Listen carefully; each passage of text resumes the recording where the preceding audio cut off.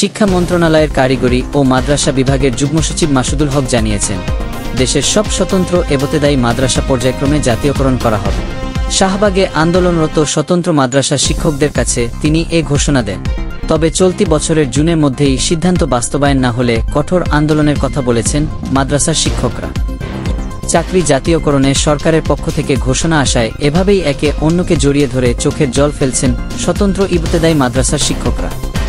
40 বছরের বৈষম্য অবসানের বার্তা এভাবেই প্রতিক্রিয়া জানালেন তারা।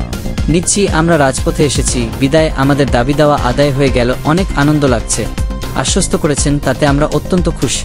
চাকরি জাতীয়করণ সহ 6 দফা দাবিতে টানা 10 দিন ঢাকায় অবস্থান নিয়ে আন্দোলন করছিলেন স্বতন্ত্র ইবতেদায়ী মাদ্রাসার শিক্ষকরা। সব শেষ মঙ্গলবার সচিবালয়ে আলোচনার জন্য গিয়েছিলেন 15 সদস্যের শিক্ষক প্রতিনিধি দল।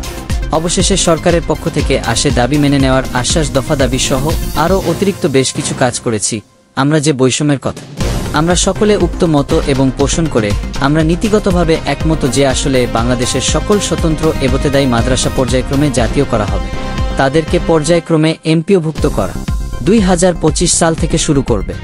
সরকারের প্রতি কৃতজ্ঞতা জানিয়ে দ্রুত দাবি বাস্তবায়নের তাগিদ দেন স্বতন্ত্র ইবতেদায়ী মাদ্রাসা শিক্ষক উত্তর জোটের চেয়ারম্যান। সরকারের পক্ষ থেকে হয় বা অন্য কোনো যদি জনের বাচ্চা যদি সিদ্ধান্ত চূড়ান্ত না হয়, জুলাই মাসের 1 তারিখ থেকে আমরা অনেক তারিখে কর্মসূচি পালন করেছি। দেশের শত শত শিল্প নিয়ে আমরা পরপর কর্মসূচি আমরা পালন করতে বাধ্য। সাদিকুল ইসলাম, উন্মুক্ত বাংলা।